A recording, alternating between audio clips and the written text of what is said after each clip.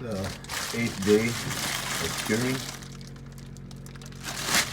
These pork bellies. Let's get these bad boys washed up a little before getting smoke. Okay, the pork belly's been rinsed off a little bit, pat dried. Gonna get it ready for a little bit of smoke here in a little bit. Got out of the smoker. 150 core degrees, ready to cool down.